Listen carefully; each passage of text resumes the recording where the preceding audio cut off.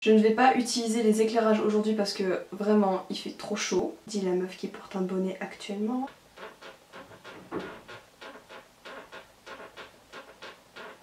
Hey!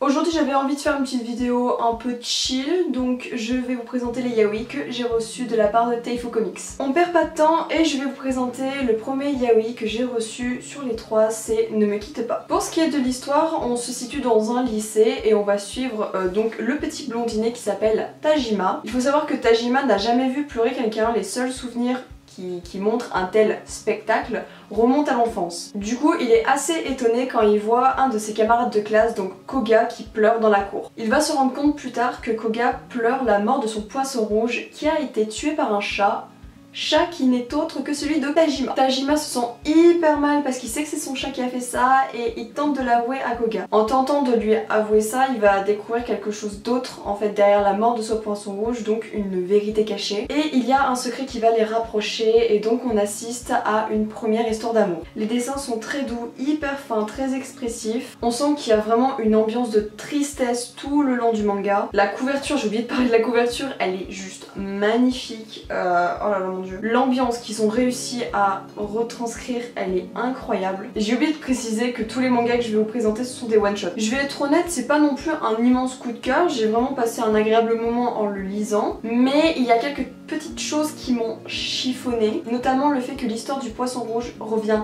toujours sur le tapis. En fait c'est incessant, on parle plus du poisson rouge que des deux jeunes garçons. À un moment donné, quand ça faisait la 5e fois que j'entendais parler du poisson rouge, j'étais genre oui, c'est bon, on a compris, le problème c'est que son putain de poisson s'est fait bouffer par le chat de Tajima, on a compris. Cependant, ça rajoute un petit côté poétique, un petit côté de tendresse à tout ce manga. Voilà, ce qui ressort de ce yaoi, c'est de la tendresse, de l'affection, de l'amour, de la douceur et de la tristesse. En fait, ce yaoi est très triste. En général, il n'y a que la fin qui est, ma foi, assez sympathique. Si vous-même vous êtes triste en ce moment et que vous avez envie de passer à autre chose, n'allez peut-être pas vers ce manga là. Après j'ai un peu l'impression de déglinguer ce manga alors que il est très bien, c'est juste que moi ça m'a un peu saoulé l'histoire du poisson rouge.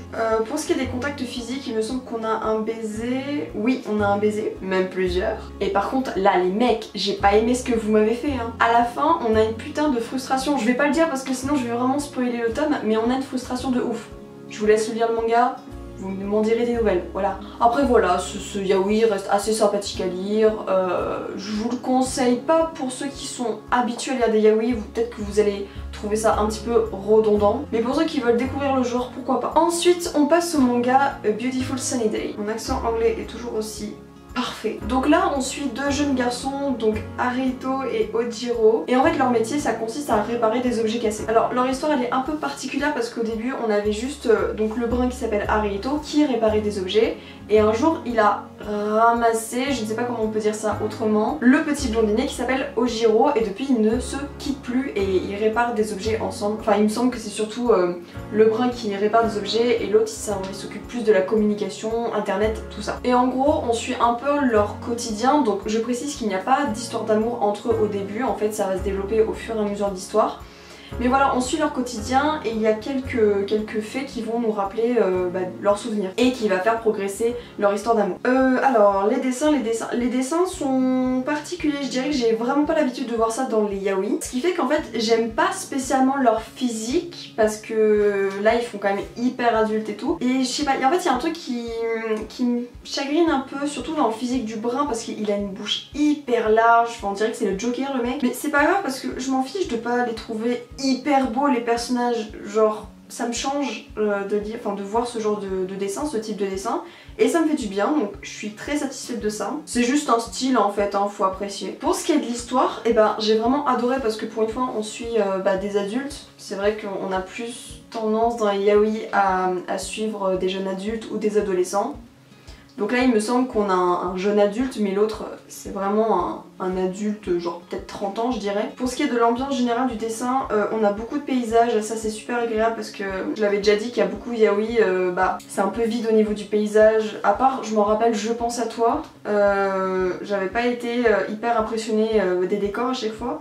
Et là en fait le fait qu'on voit énormément de décors dans chaque planche, ça rend vraiment, comment dire, ça donne quelque chose de réaliste au manga. Ce que j'ai aussi adoré dans cette histoire, c'est la passion. C'est la première fois que je lis un yaoi où à chaque fois qu'il y a des scènes un petit peu torrides, des scènes où ils s'avouent leurs sentiments, et on sent vraiment la passion entre eux, la fougue, on sent vraiment la tension entre eux. Donc déjà gros point positif pour ce manga.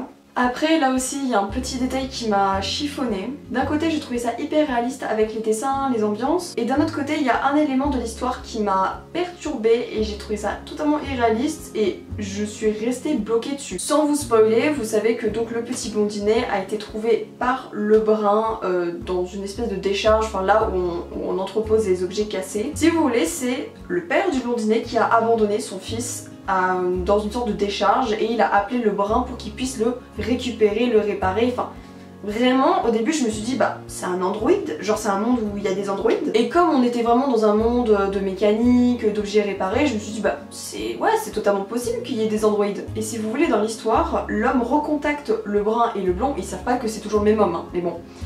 Il les recontacte pour donner un autre objet dont il veut se séparer. Et on s'aperçoit que c'est un autre fils. Et donc on voit ce fils, entre guillemets, dans un fauteuil roulant et on dirait qu'il est inanimé. Il dit qu'il est pas intéressant, qu'il est pas, genre il marche pas, enfin...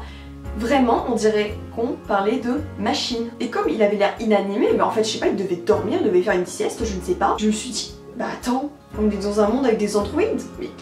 truc de fou, je m'en suis pas du tout rendu compte en fait. Et non, ce sont des humains. C'est juste le père qui est chelou.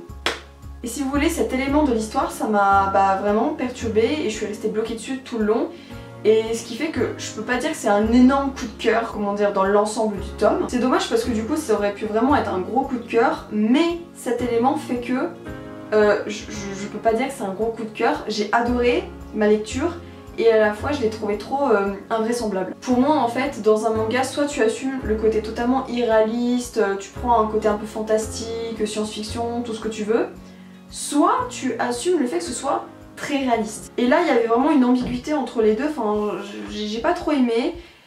Mais bon, cependant il y a eu un gros point positif, j'ai oublié de le dire quand je parlais de la relation entre les deux jeunes hommes, c'est qu'on est loin du cliché dominant-dominé. Si vous voulez, normalement c'est le plus jeune, le plus faible qui se fait dominer, et le plus vieux, âgé, qui paraît le plus viril, il est dominant. Et là c'est totalement l'inverse, et voire en fait ils sont totalement à égalité. Et c'est la première fois il me semble que je lis un yaoi où les deux jeunes hommes dans leur relation, que ce soit relations assez basiques avec les sentiments ou que ce soit les relations sexuelles, où il y a vraiment une égalité entre les deux hommes. Et ça me fait extrêmement plaisir parce que du coup ça se rapproche de la réalité. Donc en fait j'ai beaucoup aimé ce manga, et comme je vous l'ai dit, il y a juste ce petit détail de l'ambiguïté, on sait pas s'ils sont humains ou pas, qui me chiffonne, mais sinon c'est un très bon manga et je vous le conseille.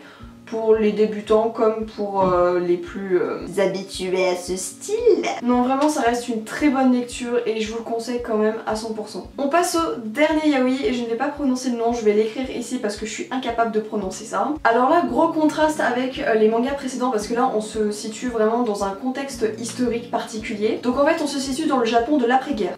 Donc voilà, on se situe à Tokyo, dans le quartier de Ginza, je sais pas comment ça se prononce, en 1948. On suit Aoi qui depuis la fin de la guerre, il attend le retour de son ami d'enfance qui s'appelle donc Takahiko et qui donc est parti au front. Celui-ci débarque un beau jour en lui avouant qu'en fait il est revenu depuis 2 ans mais qu'il n'a pas contacté. Aoi évidemment explose de rage, surtout qu'ils ont passé une nuit assez torride, assez inoubliable avant le départ de donc Takahiko. Je vais avoir du mal avec les prénoms, je suis désolée. Par la suite du coup Aoi va demander des explications. Pourquoi tu m'as pas donné de nouvelles? Qu'est-ce qui s'est passé après la guerre pendant ces 2 ans? Mais qu'est-ce que tu as foutu? Donc déjà gros point positif, on se situe dans un contexte historique particulier puisque c'est quand même l'après-guerre. C'est la première fois aussi que je lis un yaoi qui a ce contexte historique. Du coup c'est quelque chose de très réaliste. Pour ce qui est des dessins, en fait il me fait vachement penser au manga précédent parce que les bouches sont hyper larges. mais écoutez, c'est très joli. J'adore le côté nonchalant de Takahiko, vraiment c'est un personnage hyper charismatique. Pareil que le manga précédent que je viens de présenter, il y a énormément de passion, de fougue entre les deux personnages. On se situe aussi dans un contexte où l'homosexualité, elle n'était pas très, comment dire, acceptée, connue, reconnue, je ne sais pas. Et ça se sent un petit peu dans le manga. Autre point positif, il y a beaucoup d'humour en fait dans le manga qui allège un peu du coup le contexte de l'après-guerre. Après, le contexte de l'après-guerre, voilà, c'est juste pour le contexte, on n'est pas du tout dans quelque chose qui se veut triste avec énormément de morts, énormément de flashbacks, même s'il y en a un petit peu. Je ne vois pas vraiment de points négatifs à ce yaoi, je l'ai vraiment apprécié. Et je l'ai dévoré mais en même pas 20 minutes. Je vous conseille aussi à 100% que ce soit pour les débutants ou pour ceux qui ont l'habitude, un peu comme Beautiful Sunny Day. J'ai beaucoup aimé la fin aussi qui est hyper belle. Elle est douce et elle donne plein d'espoir à ce nouveau couple. J'ai terminé de vous présenter ces 3 one-shots. Après, si je dois en choisir un, déjà ce ne sera pas Ne me quitte pas parce que comme je vous l'ai dit, l'histoire du poisson rouge, elle revient trop sur le tapis. Je veux dire, j'ai un peu l'habitude de ces histoires-là, même si elle est très jolie.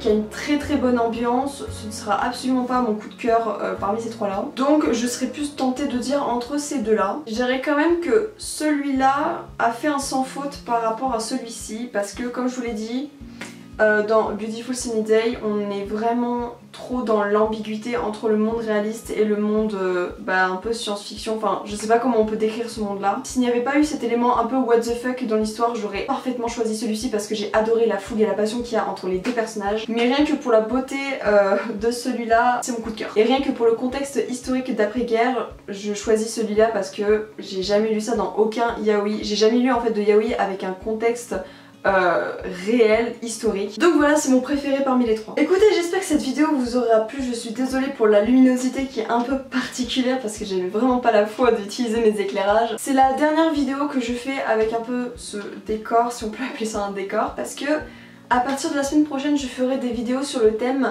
de l'automne, d'Halloween. Donc j'ai hâte de vous retrouver la semaine prochaine pour vous montrer tout ça. Et sur ce, je vous dis à la prochaine pour une nouvelle vidéo.